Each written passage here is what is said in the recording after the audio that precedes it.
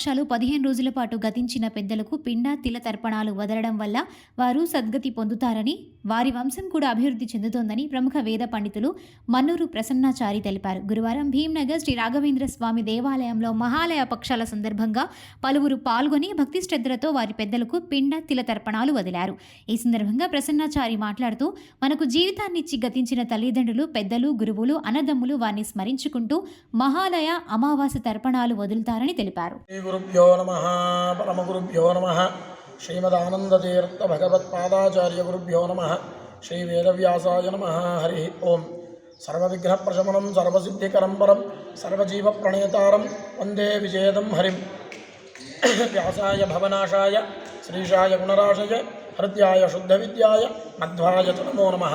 పూజ్యాయ రాఘవేంద్రాయ సత్యధర్మరతాయ చ భజతాం కల్పవృక్షాయ నమతాం కామధేనవే. సత్యాభిజ్ఞకరాబ్జోత్తాన్ 50 వర్షపూజకాన్ సత్యప్రమోదతీర్థార్యాన్ నౌమిన్యాయ సుధారత. వాళ్లకు పిండ ప్రదానాలను చేయాల్సిందిగా ఈ శాస్త్రం మనకు ఈ యొక్క 15 రోజులకు చెప్తా ఉన్నది. దీన్ని మహాలయ పక్షాలు అంటారు. పక్షము అంటే 15 రోజులు కాబట్టి ఈ యొక్క పక్ష రోజులన్నీ కూడా మహాలయములోని పక్షము రోజులు కనుక మహాలయ పక్షము అని అంటారు. అదేవిధంగా చివరి రోజైనటువంటి ఈ యొక్క మహాలయ పక్ష అమావాస్య రోజు కూడా ఈ యొక్క పితృకార్యాలు కూడా చేసుకోవచ్చు.